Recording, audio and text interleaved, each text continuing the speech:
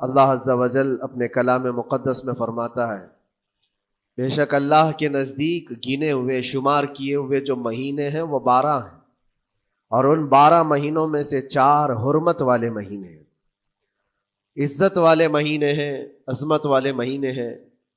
وہ 4 مہینے کون سے ہیں؟ مسلسل ترتیب کے ساتھ ذوالقعدہ، ذی الحجہ اور محرم، اور چوتھا مہینہ رجب المرجب جس میں ہم اور آپ زندگی گزار رہے ہیں۔ اس کو رجب الاسم اور رجب العصب بھی کہا گیا ہے۔ یہ جو 4 مہینے ہیں اس میں جنگ و جدال، قتل و قتال سب حرام ہو جاتی ہیں۔ اس دور میں جو جنگیں ہوتی تھی کفار و مشرکین بھی اپنی تلواریں روک لیا کرتے تھے۔ یہ 4 حرمت والے مہینوں کی سارے لوگ عزت کرتے۔ اگر آپ پہلی مرتبہ ہمارے تشریف لائے ہیں پلیز سبسکرائب کریں۔ ان 4 مہینوں میں امن و امان قائم ہو جاتا، جیسے 2 قبیلوں میں جھگڑے ہیں، فساد ہے، اور ایک دوسرے سے جنگ پر ہمیشہ آمادہ رہتے ہوں، لیکن ان 4 مہینوں کے اندر امن قائم ہو جاتا تھا، راستے کھل جاتے تھے۔ اور اللہ تبارک و تعالیٰ نے قرآن پاک میں ان 4 مہینوں کی فضیلت بھی بیان فرمائی۔ اس میں رجب کے لیے ایسی فضیلت ہے، اللہ کے نبی صلی اللہ علیہ وسلم ارشاد فرماتے ہیں یہ رجب کے مہینے کی فضیلت ایسی ہے جیسے قرآن کی فضیلت دوسری کتابوں پر ہے۔ دوسری کتابوں میں جس طرح سے افضل قرآن ہے، اس طرح سے رجب المرجب تمام مہینوں میں افضل ہے۔ اور نبی کریم صلی اللہ تعالی علیہ وسلم اس میں عبادت کرنے کے لیے ترغیب دیا کرتے تھے۔ اس کو ترجیب بھی کہا جاتا ہے، اور خاص طور پر رجب کے متعلق بزرگان دین نے فرمایا یہ فصل بونے کا مہینہ ہے۔ کھیتی باڑی والے سمجھ سکتے ہیں کہ اس میں بھی 3 موسم آتے ہیں۔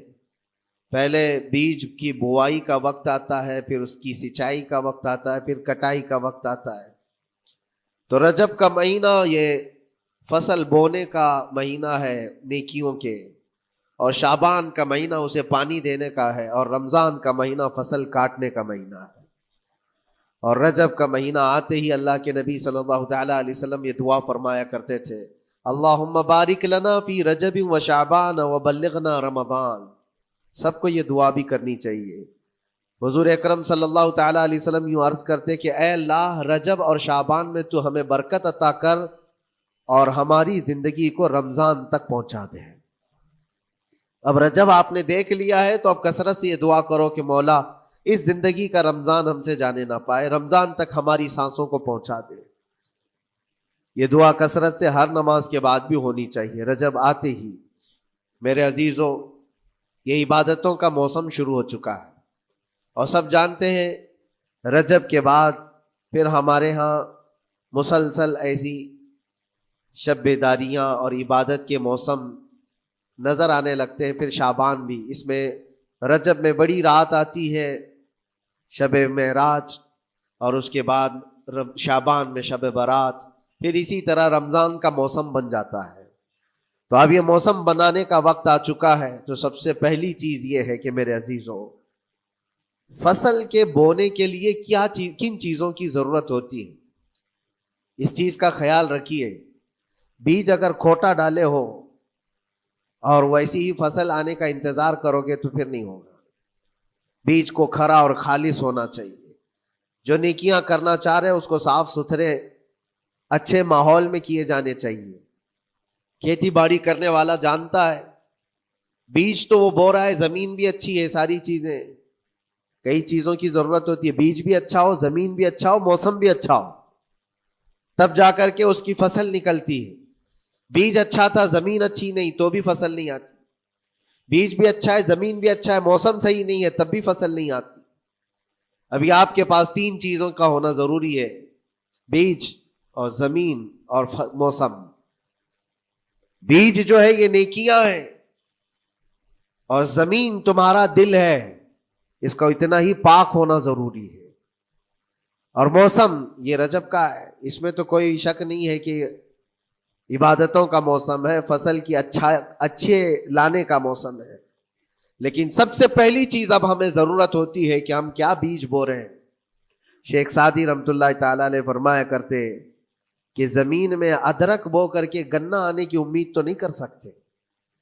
جو بویا ہے وہی اسی کی فصل آئے گی. لوگ عمل خیر کریں تو اس کا نتیجہ بھی خیر آئے گا, اور برائیاں کریں اور پھر رمضان میں یہ انتظار کریں کہ میں نے جو بویا ہے اس کی فصل آئے, تو ایسا نہیں ہوتا.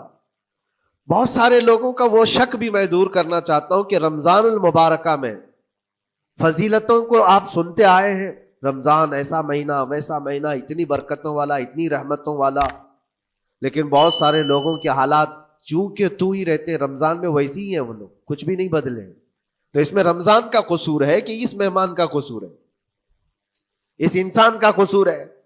وجہ یہ ہے کہ رمضان المبارکہ یقیناً اتنی برکتوں اور رحمتوں اور سعادتوں لے کر کے تو آتا ہے, لیکن تمہیں 2 مہینے پہلے سے کہا گیا تھا کہ فصل کے لیے تیاری کرو. تم نے بیج نہ بوئے, اپنی زمین کو صحیح کیا ہی نہیں. پھر رمضان میں جو بارش ہو رہی ہے اس کا فائدہ کیا ہے؟ روڈ پر 10 سال بھی بارش برسے وہاں پر کوئی فصل نہیں آئے گی, کیونکہ وہ زمین سخت ہے اور بیج بونے کے قابل بھی نہیں ہے. رمضان المبارکہ میں رحمتوں کی جھماجھم بارش تو ہوتی ہے, لیکن دل اگر سخت ہے گناہوں سے تو اس بارش کا کیا اثر ہوگا اس پر.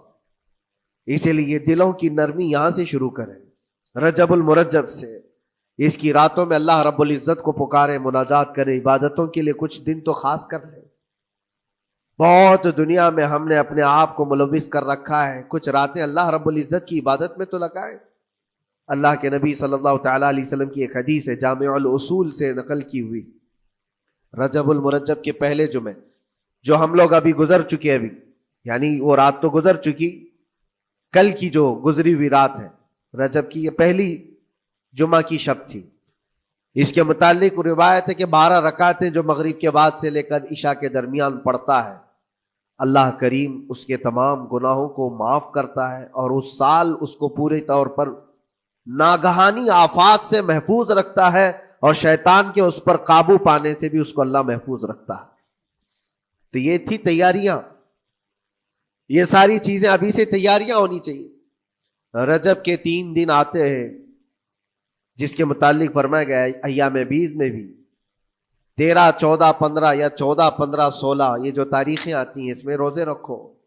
اس کی بھی بڑی فضیلت ہے کہ تم تیاریاں ابھی سے شروع کر دو کہ رمضان المبارکہ میں اچھی فصل دیکھ سکے, ہمارے جسم کے اندر بدلاؤ آ سکے, ہمارے دل کے اندر انقلاب آ سکے. اور تیاری یہاں سے نہ کر کے صرف رمضان میں ہی امید لگائے بیٹھتا ہے تو میرے عزیزوں کچھ تو صفائی کی ضرورت ہوتی ہے.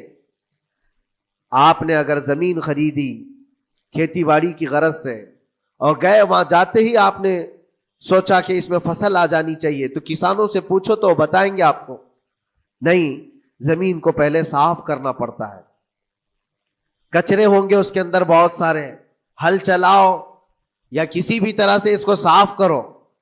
صاف کرنے کے بعد پھر یہ بھی کسان کہتا ہے کہ زمین کو تھوڑا ڈھیلا کر دو, بڑے بڑے ڈھیلے ہوں تو اس کو توڑ دو اور مٹی نرم ہو جائے, اور اس کے بعد پھر کسان کہتا ہے تھوڑا پانی بھی چھڑکاؤ کرو, گیلی ہو جائے, تب جا کر کے تم اس پر بیج بو. میرے عزیزو یہ رجب بیج بونے کا موسم ہے, تو پہلے زمین کو ڈھیلا تو کر دو, زمین کے اندر جو کچرے ہیں اس کو نکال تو دو, دل کے اندر جو وسوسے بھرے ہوئے ہیں, گناہوں کے خیالات بھرے ہوئے ہیں, اس کو پاک تو کرو. اس کو پاک کرنے کے لیے اللہ کریم کی بارگاہ میں آ کر گڑ گڑاؤ. تمہارا ایک آنسو تمہارے تمام گناہوں کو اور اللہ کے غضب کو ٹھنڈا کر دیتا ہے. ہاں, ایک آنسو کا قطرہ تمہارے لیے اللہ کریم ہے, موتی سمجھ کے شان کریمی نے چن لیے قطرے جو گرے تھے عرق انفعال کے.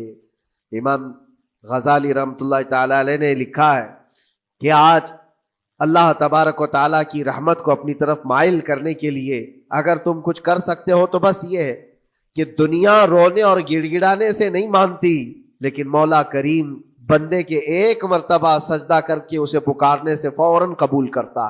موسیٰ علیہ الصلاۃ والتسلیم اللہ تعالیٰ سے پوچھتے ہیں, مولا جب تیرے بندے تجھے پکارتے ہیں تو اس میں نیک لوگ بھی ہوتے ہیں اور گنہگار بھی ہوتے ہیں, تو کیا تو سب کی پکار کا جواب دیتا ہے؟ توجہ, اللہ رب العزت فرماتا ہے, اے موسیٰ میرے پکارنے والے بندوں میں نیکوکار بھی ہیں, گنہگار بھی ہیں, ہاں نیک بندہ جب مجھے پکارتا ہے یا ربی تو میں جواب میں کہتا ہوں لبیک یا عبدی، اے میرے بندے میں حاضر ہوں، بتا تیری کیا حاجت ہے۔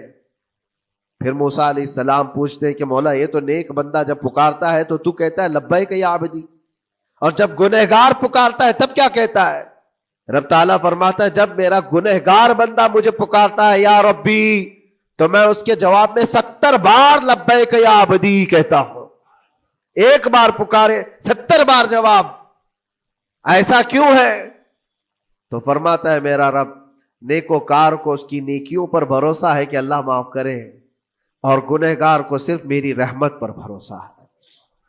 اس کے پاس ہے کچھ نہیں، اس کے آس پاس وہ نظر ڈالتا ہے میں نے کوئی ایسی نیکی رکھی نہیں ہے، صرف اللہ رب العزت کی رحمت ہے جو مجھے معاف کر سکتی ہے۔ وہ مجھ پر یقین کر کے پکارتا ہے، اس لیے اس کے سوال کا میں بار بار جواب دیتا ہوں۔ عزیزان گرامی وقار، اقبال نے سچ ہی کہا تھا، ہم تو مائل بکرم ہے کوئی سائل ہی نہیں۔ یہ رب تبارک و تعالیٰ کی طرف سے ہے کہ اللہ تبارک و تعالیٰ کرم پر کرم کرنے کے لیے موقع عنایت کرتا ہے، یا بندے کو آنے کا موقع ہی نہیں ہے، بندہ آنا نہیں چاہتا ہے۔ اس سے پہلے کہ تمہارے ساری چیزیں بند ہو جائیں، دروازے ختم ہو جائیں، اللہ رب العزت کی بارگاہ میں آؤ اور اسے پکارو، یقیناً یہ تمام چیزیں تمہاری زندگی میں انقلاب لاتی ہیں، بہت بڑی تبدیلی لاتی ہیں۔ عزیزان گرامی، پھر میں یہ عرض کرتا ہوں کہ رجب کے اس مہینے میں دل کو نرم کرنا بہت ضروری ہے۔ دلوں کی سختیاں آج گناہوں کی طرف مائل کرتی ہیں۔ ہمارا دل سخت ہے یا نرم ہے، اس کو پہچاننے کے کئی تھرمامیٹر دیے گئے ہمارے پاس، چیک کرو ہمارا دل کس پوزیشن میں ہے آج۔ امام غزالی فرماتے ہیں 3 علامتیں ایسی ہیں جس سے پتہ چل جاتا ہے انسان کا دل سخت ہے یا نرم ہے، بیمار ہے یا صحت یاب ہے۔ یہ ڈاکٹر لوگ اسکیننگ سے یا سونوگرافی سے نہیں بتا سکتے کہ تمہارے دل کی یہ کیفیت کیسے، اس کو اہل بصیرت سمجھ سکتے۔ فرماتے ہیں کہ اگر مسجد میں زیادہ دیر تک بیٹھ نہیں پاتا تو سمجھ لو اس کا دل بیمار ہے، اس کا دل سخت ہو چکا ہے، اس کو مسجد میں بیٹھنے نہیں دیتا۔ یہی دل ٹیلی ویژن کے سامنے 3 گھنٹے بیٹھے، اس کو کچھ بھی اکتاہٹ نہیں آتی، موبائل پر گیم کھیلتا رہتا ہے، 4 گھنٹے گزر گئے کہ 5 گھنٹے گزر گئے اسے پتہ ہی نہیں۔ آج ایک سروے کے مطابق ہر انسان جو موبائل چلاتا ہے اس میں 18 گھنٹے وہ بیزی ہے دن کے۔ کئی جگہوں پر ایسے حالات آئے 18 گھنٹے دن میں ہوتے ہی ہے 24 گھنٹے، جس میں 6 گھنٹے اگر آرام کے نکالے تو باقی پورے 18 گھنٹے کیسے انسان بیزی رہ سکتا ہے؟ اس میں کھانا بھی ہے، پینا بھی ہے، حاجتیں بھی ہیں، لیکن سروے کے مطابق یہ بھی بات آئی ہے کہ 18 گھنٹے کنزیوم کرتے ہیں۔ میرے عزیزوں، اس میں کوئی اکتاہٹ اور اس میں کوئی ملال نہیں آتا، بیزارگی نہیں آتی، اور اللہ کے گھر میں یہاں فرض سے نماز سے ابھی سلام پھیرا کیا کہ بھاگنے کی تمنا ہوتی ہے۔ کئی جگہوں پر تو ایسا ہے، اسی لیے اللہ کے نبی صلی اللہ تعالی علیہ وسلم کی ایک حدیث میں سناتا ہوں، ارشاد فرماتے 2 چیزیں کسی منافق کے اندر جمع نہیں ہو سکتی، 2 چیزیں منافق آدمی کے اندر آ ہی نہیں سکتی۔ وہ کیا چیزیں؟ حضور پاک صلی اللہ تعالی علیہ وسلم فرماتے ہیں اچھے اخلاق منافق کے اندر نہیں آتے، اور اللہ کی اور اس کے رسول کی ہر بات پر یقین، یہ منافق کے اندر نہیں آ سکتے۔ اور منافق کی یہ علامتیں بتاتے بتاتے میرے نبی نے یہ فرمایا، دیکھنا کہ مسجد میں منافق سب سے اخیر میں آئے گا اور سب سے جلدی بھاگے گا، اس کا دل نہیں لگتا، دل سخت ہو چکا ہے، اور بازار میں سب سے پہلے جائے گا اور سب سے لاسٹ میں نکلے گا۔ بازار اس کے دل لگنے کی جگہ ہے، اس کے وہاں پر تفریح کی جگہ ہے۔ اور مومن کی علامت یہ فرمایا کہ مومن مسجد میں جلدی آتا ہے اور دیر سے جاتا ہے، اس کا دل لگا رہتا ہے۔ اور مومن بازار میں لوگوں کے شروعات میں نہیں، اپنی ضرورت کے مطابق گیا اور نکل آیا۔ اور فرماتے ہیں میرے آقا صلی اللہ علیہ وسلم، روئے زمین پر سب سے اچھی جگہوں میں سے کوئی جگہ ہے تو اللہ کا گھر ہے، مسجد ہے، اور سب سے بری جگہوں کے متعلق فرمایا وہ بازار ہے۔ اب یہاں پر دلوں کے متعلق میں عرض کر رہا ہوں کہ کس کا دل کس پوزیشن میں ہے، اسے آج خود آزما لینا چاہیے. دوسری علامت, امام غزالی فرماتے ہیں قرآن پاک کھولے گا وہ صفحہ 2 صفحہ سے زیادہ پڑھ نہیں پائے گا, بند کرنے کا دل کرے گا. یہ تو چھوڑو اٹھانے کے بعد پڑھنے نہ پڑھنے کی بات ہے, کچھ تو چھونا بھی نہیں چاہتے, اٹھاتے ہی نہیں. سال پورا ہو گیا تو قرآن پکڑتے نہیں, تو پھر دل کی کیفیت کیا ہو چکی ہوگی, دل کیسا مریض ہوگا. بعض لوگ ہم سے یہ کہتے بھی تھے کہ حضرت پڑھنا تو آتا نہیں, کیا کریں گے قرآن کا. کہا اٹھانا تو آتا ہے. میں نے ان سے پوچھا قرآن اٹھانا تو آتا ہے, جب قسم کھانے کی بات ہوتی ہے تو کیسے قرآن اٹھا لیتے ہو, سر پہ رکھ لیتے ہو. اسی طرح سے قرآن کو ہی اٹھا کر کے سینے سے لگا کر اللہ کی بارگاہ میں دعا کرو کہ مولا میرے دل کے دروازے کھول دے. اور قرآن کوئی سخت چیز نہیں ہے, اللہ وعدہ فرما رہا ہے ہم نے قرآن یاد کرنے کے لیے آسان بنایا ہے. کوئی یاد کرنے والا, وہ خود قرآن تمہارے دل میں اتر جائے گا. کوشش کرو. دل کی بیماری کی 2 علامتیں میں نے بتایا. اگر بیمار دل ہے تو زیادہ یہاں بیٹھ نہیں سکتا اور زیادہ دیر قرآن پڑھ نہیں پاتا. تیسری بات فرماتے ہیں کہ تیسری علامت یہ ہے کہ ہمارا دل اگر سخت ہو چکا ہے تو جیب میں پیسے ہوں گے لیکن کوئی مانگ رہا ہوگا اللہ کے نام پر, دینے کی طبیعت نہیں ہے, کہیں دینے کی طبیعت نہیں کرتی. اور یہ چیز ہاتھ اٹھانے کو تمہارا دل نہیں کرتا تو سمجھ جاؤ کہ دل بیمار ہے. اور دل کی بیماری لے کر کے اگر کوئی رجب میں سوچتا ہے کہ میں بیج بوؤں گا تو کیا فائدے کا, زمین سخت ہے, زمین سخت ہے اور اس پر بارش بھی ہوگی تو کچھ فرق نہیں پڑتا, فصل نہیں آئے گی. دل کو نرم کرو. اور ایک علامت میں بتاؤں, اور ایک علامت کہ دل نرم ہے یا سخت ہے, اس کی ایک علامت یہ بھی ہے, اللہ کا جب ذکر کرے, جنت کا جب ذکر کرے, جہنم کے عذابات کا ذکر کرے, قبر کے معاملات کا ذکر کرے, حشر کے سوالات کا ذکر کرے, تو اس کی آنکھیں ڈبڈبا جائیں اور آنسو نکل آنے لگیں. قرآن کی آیتیں سن کر کے اس کا دل ہلنے لگے اور آنسو آ گئے تو سمجھ جاؤ کہ اس کا دل نرم ہے. ابھی اس کا دل بیمار نہیں ہوا, ابھی اس کا دل بیمار نہیں ہوا. لیکن یہاں تو پوزیشن الگ ہے, سچویشن الگ ہے. ہم تو پتہ نہیں کن کن چیزوں میں رو لیتے ہیں, لیکن اللہ کا کلام سنتے ہوئے کسی کے کان پر جوں بھی نہیں رینگتی. لوگ تو گانوں پر تھرکنے والے اور نغموں پر اچھل کود کرنے والے وجد کی بات کرتے ہیں, لیکن اللہ کا کلام پڑھنے پر کوئی کسی کو وجد کیوں نہیں آتا. یہ ایمان کی علامت ہے. قرآن میں اللہ نے فرمایا اذا تلیت علیہم آیاتہ زادتہم ایمانا, جب اللہ کی آیتیں ان پر تلاوت کی جاتی ہیں مومنین پر, ان کا ایمان بڑھ جاتا ہے. کیا آپ امام کے پیچھے قرات سن کر کے اپنے دل میں ہلچل محسوس کرتے ہیں؟ سننے کی طبیعت کرتی ہے. بلکہ ادھر نماز پڑھ کر کے جانے کے بعد آدھے گھنٹے کے بعد پوچھے آج پہلی رکعت میں کیا پڑھا تھا, دوسری رکعت میں کیا پڑھا, آپ کو پتہ ہی نہیں رہتا. یاد ہی نہیں امام صاحب کیا پڑھ رہے تھے, میں تو دکان کا حساب کتاب کر رہا تھا, کیا خبر ہے کہ انہوں نے کیا پڑھا. تو قرآن کو توجہ سے پڑھے ہوتے تو تمہارے دل میں بھی وہ باتیں اثر کر رہی ہوتی. میرے عزیزوں, کتنے ایسے لوگ ہیں جو صرف اور صرف قرآن پاک کی تلاوت کی وجہ سے دلوں کو نرم کر دیا گیا ہے. میں اسی بات پر آج فوکس کر کے ختم کر دوں گا. رجب المرجب بیج بونے کا موسم ہے تو دل کے نرمی کے ساتھ ہی بیج بو, کیونکہ یہ زمین ہے تمہاری, اور زمین نرم نہ ہو تو کتنی بھی نیکیاں کرو کیا فائدے کی. دل سخت ہے, گناہوں سے لبریز ہے, اور دل کو نرم کرنے کا علاج 2 چیزیں بتائی گئی, کریں گے انشاءاللہ. 2 چیزیں بڑی آسان ہیں. اگر دل کو نرم کرنا ہے تو 2 چیزیں فرمائی گئی, کثرت سے قرآن پاک کی تلاوت کرو یا کثرت سے میرے نبی پر درود پاک پڑھا کرو. 2 چیزیں کر کے دیکھو, تمہارا دل نرم ہو جائے گا.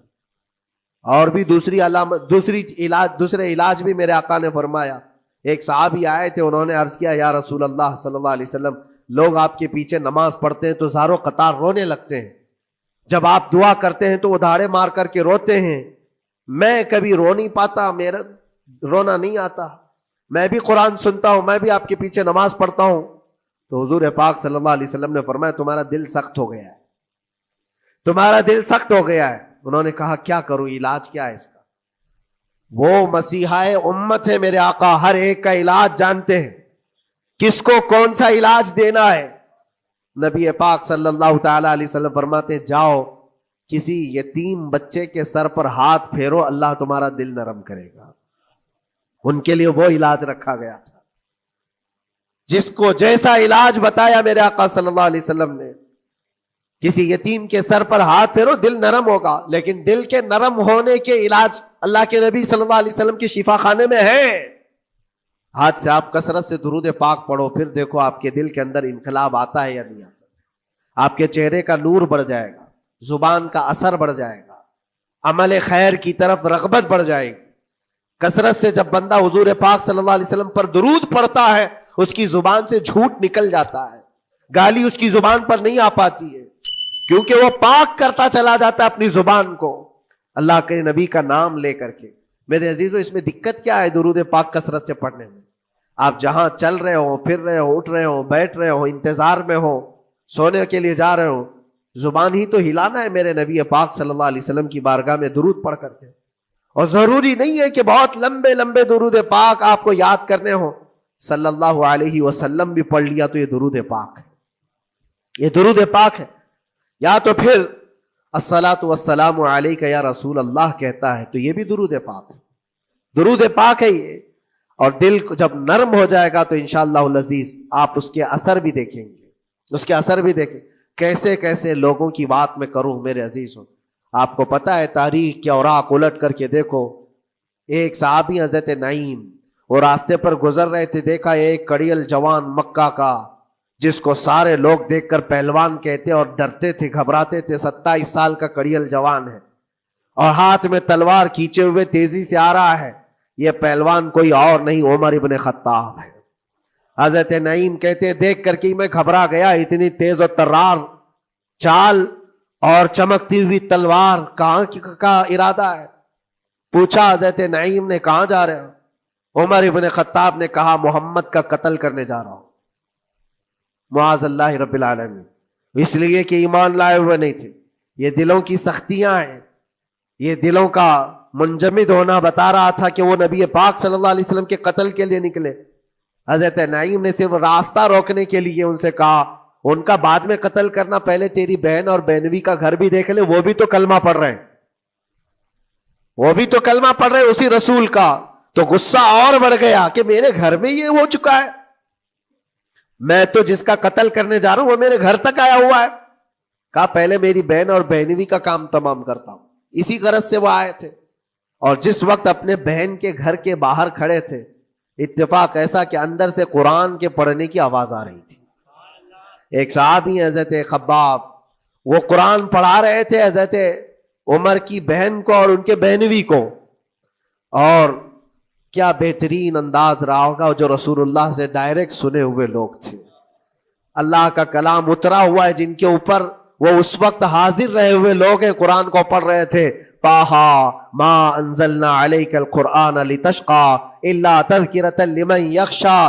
عرب لوگ اچھی طرح سے جانتے تھے ایک ایک حرف کا معنی کیا ہوتا ہے، وہ عربی جانتے تھے، ان کی مادری زبان تھی، اور اس قرآن کے اندر جو مٹھاس تھی، عمر ابن خطاب کان لگا کر سنتے رہے سنتے رہے سنتے رہے، لیکن غصہ جو اندر سے تھا، دل کی جو سختی تھی، آئے تھے مارنے کے لیے، دروازہ زور زور سے ٹھوکنے لگ گئے، اندر لوگ ڈر گئے۔ حضرت خباب کو چھپا دیا، بہن اور بہنوی نے دروازہ کھولا، دروازہ کھلتے ہی ان پر حملہ آور ہو گئے۔ عمر ابن خطاب مارا، اپنے بہنوی کو بہت مارا کہ تم یہ کیا کر رہے ہو، دین بدل چکے ہو، یعنی تم یہاں سے نکل کر کے دوسری جگہ چلے گئے ہو، صحابی ہو گئے ہو۔ اپنی بہن کو بھی مارا، یہاں تک کہ ان کی ناک پھٹ گئی۔ جب لہو لہان ہو گئے تو عمر ابن خطاب نے دیکھا کہ میں اپنی بہن اور اپنی بھائی کو مار رہا ہوں۔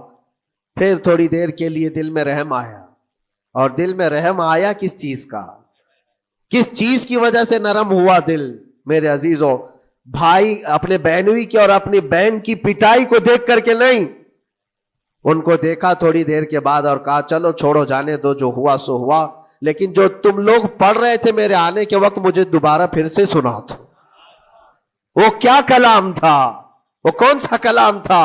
اتنا سننا تھا کہ بہن نے محسوس کر لیا کہ دل کی نرمی کا دروازہ کھل چکا ہے۔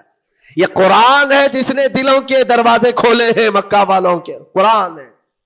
دل کی نرمی کی طرف دروازہ کھل چکا ہے. تو عمر ابن خطاب سے کہا کہ تم غسل کر لو, تم پاک ہو جاؤ, ہم قرآن تمہیں سناتے ہیں. اور انہیں پاک کیا گیا. تو حضرت خباب جلدی سے باہر آئے, کہا میں سناتا ہوں. حضرت عمر کو جب یہ آیتیں سنائی گئی جھوم کر کے سننے لگے. قرآن کی وہ آیتیں 16 یا 17 آیتیں ہی سن پائے تھے کہ ان کے جسم کے اندر راشا تاری ہوا, کپ کپی آئی. کہا کہ چلو محمد کے پاس صلی اللہ تعالی علیہ وسلم, مجھے لے کر کے چلو, میں ان سے بات کرنا چاہتا ہوں. میرے عزیزو, بھائی اور بہنوی اور بہن لے کر کے چلے. اور اس وقت حالات سخت تھے مکہ کے.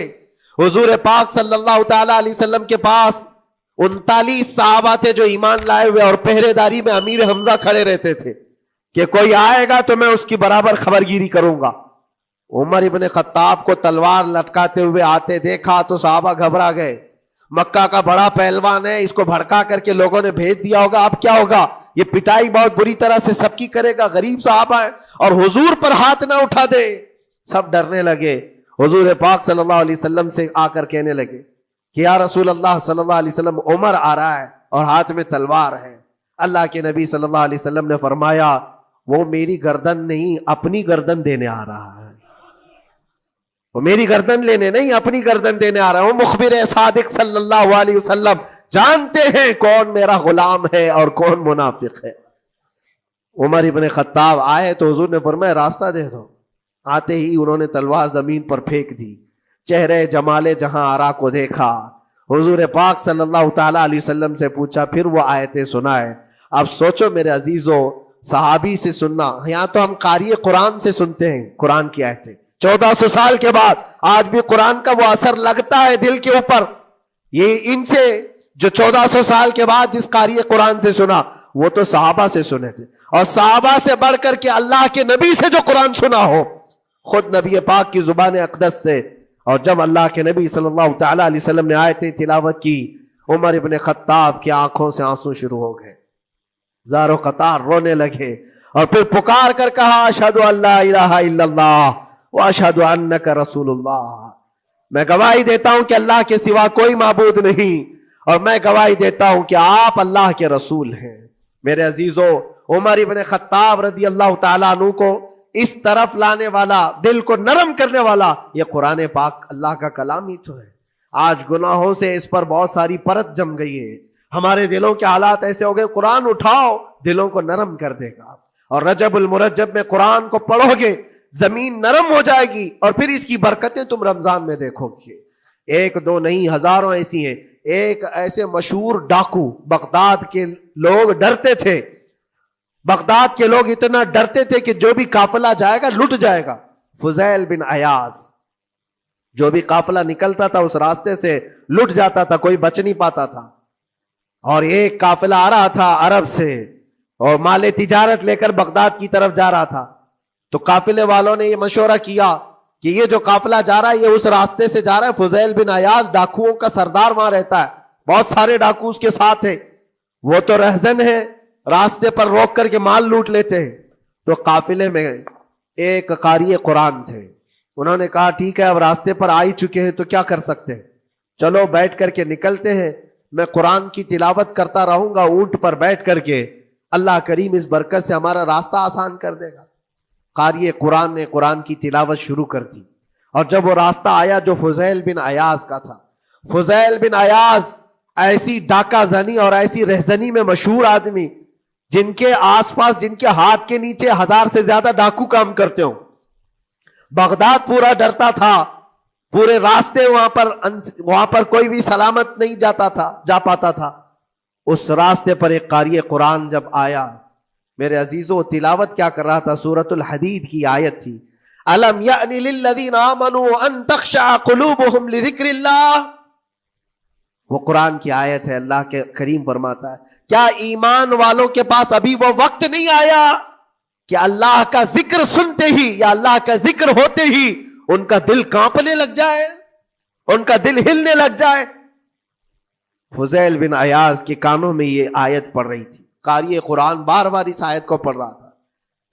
کیا وہ وقت ابھی ایمان والوں کے پاس نہیں آیا کہ وہ اللہ کے ذکر سے دہل جائیں؟ اتنا اثر کر گئی آیت، اتنا اثر کر گئی، فضیل بن عیاض نے ہتھیار پورے پھینک دیے اور چیخ چیخ کر کے کہنے لگا آن لنا ربنا، آن لنا ربنا، اے میرے رب وہ وقت آ چکا ہے، اے میرے رب وہ وقت آ چکا ہے۔ سارے ڈاکوؤں سے کہا سجدہ ریز ہو جاؤ، اس لیے کہ اللہ کا کلام ہمیں بلا رہا ہے۔ برسوں سے ڈاکہ زنی کرنے والے، برسوں سے راستے لوٹنے والے، قرآن کی ایک آیت نے دل بدل دیا، دل کے ایسا انقلاب آیا، سب کچھ چھوڑ دیا اور اس کے بعد نکلے۔ اللہ اکبر۔ جانتے ہو فضیل بن عیاض کون ہے؟ فضیل بن عیاض وہ ہے جن کا نام لیتی سرکار غوث پاک بھی ادب کیا کرتے تھے۔ فضیل بن عیاض، اللہ تبارک و تعالیٰ نے ولایت کا وہ مقام عطا کر دیا، بڑے بڑے اولیاء کرام ان کے پاس آنے لگے۔ اپنے زمانہ جوانی کا زمانہ ڈاکہ زنی میں گزرا تھا، لیکن جب پھر وقت آیا توبہ کا اور دل کے بدلنے کا تو اللہ نے وہ مقام دیا، وہ مقام دیا۔ تاریخ میں آج بھی موجود ہے کئی سلسلے ایسے، سلسلے چشتیہ میں، اور کئی سلسلے ایسے ہیں جو فضیل بن عیاض سے ہو کر حضور پاک تک پہنچتے۔ فضیل بن عیاض ان کا نام ہے۔ اسی لیے میں کہتا ہوں میرے عزیزوں، قرآن پاک یہ دلوں کو نرم کرنے کا سب سے بڑا علاج ہے۔ زمین کو نرم کر دو اور اس کے بعد پھر بیج بو۔ دیکھو اسی لیے اقبال نے کہا تھا ذرا نم ہو تو بڑی زرخیز ہے یہ مٹی ساقی، یعنی یہ زمین تھوڑی سی نرم ہو جائے تو اس میں تو سونا چاندی یہ اگل سکتی ہے۔ تمہارے پاس ایمان کی دولت ہے، اللہ کریم کی ذات پر یقین ہے، حضور پاک صلی اللہ تعالی علیہ وسلم کی محبت ہے، سب چیزیں تمہارے پاس ہے، تھوڑا دل کو نرم کرنے کی ضرورت ہے۔ گناہوں سے باز آ جاؤ، اللہ کریم کی بارگاہ میں گڑ گڑاؤ اور قرآن پاک اٹھا لو ایک مرتبہ، اور پڑھ نہیں پاتے تو انگلیاں تو پھیرو۔ قرآن پر دیکھنا بھی تو عبادت ہے، اس پر نظر جمانا بھی عبادت ہے۔ اللہ کا کلام سمجھ کر کے تم نے اٹھایا ہے تو جانتے ہو قرآن عظیم کل قیامت کے دن جس کی شفاعت کے لیے کھڑا ہو گیا، میرے آقا فرماتے پھر اس کو جہنم میں کوئی چیز نہیں لے جا سکے گی۔ جس کو قرآن اور رمضان سفارش کر دے پھر اس کو جہنم میں دوسری کوئی چیز نہیں لے جائے گی، اور جس کے خلاف کھڑے ہو گئے پھر اس کو جنت میں کوئی چیز نہیں لے جائے گی۔ اس لیے میرے عزیزو، اپنے دلوں کی نرمی کا یہ وقت ہے رجب المرجب، اور سب سے بہترین موقع ہے، عبادتوں کا موسم ہے۔ اور ساتھ ساتھ میں یہ بھی کہوں گا کہ اب ہم رجب المرجب کے ابتدائی دنوں میں ہیں، اور سنیوں کے لیے ایک بہت بڑی بات ہے کہ سرکار غریب نواز کی چھٹی بھی اسی میں موجود ہے، جو دلوں کو نرم کرنے کے لیے ہی تو آئے تھے۔ ہندوستان جو تشریف لائے تھے کس کام کے لیے آئے تھے؟ انہوں نے اپنے ذکر کی مجلسوں سے، اپنے واعظ و نصیحت سے ہزاروں کے دلوں کو نرم کیا ہے۔ آج بھی سرکار غریب نواز کے نام پر لوگوں کا دل نرم ہو جاتا ہے، اچھے اچھوں کو دیکھا ہے دل نرم ہو جاتا ہے۔ کیوں؟ وہ ایسے بزرگ تھے جنہوں نے اپنے تصوف کی تعلیمات سے کڑک اور سخت دلوں کو نرم کیا ہے۔ اللہ کریم نے ان کو ہمارے پاس جو بھیجا وہ عطائے رسول بن کر کے آئے۔ آج سرکار غریب نواز رضی اللہ تعالیٰ عنہ کے وسیلے سے میں اللہ کی بارگاہ میں دعا کروں گا، مولا اس رجب المرجب کی برکت سے اور غریب نواز کی وسیلے سے ہم سب کے دلوں کو نرم فرما دے، ہم سب کو یہ فصل، یہ موسم رجب المرجب کا بیج بونے کا، بہترین نیکیاں کرنے کی توفیق عطا فرما، ہمارے قدموں کو خیرات کی طرف بڑھا دے، ہم سب کو شر و فساد سے محفوظ فرما، حرام کاریوں سے ہمارے ہر عضو کی حفاظت فرما۔ رب العالمین اکرم الاکرمین، قیامت کے دن تیرے نبی پاک صلی اللہ علیہ وسلم کے جھنڈے تلے ہم سب کا حشر فرما۔ وآخر دعوانا ان الحمد للہ رب العالمین۔ السلام۔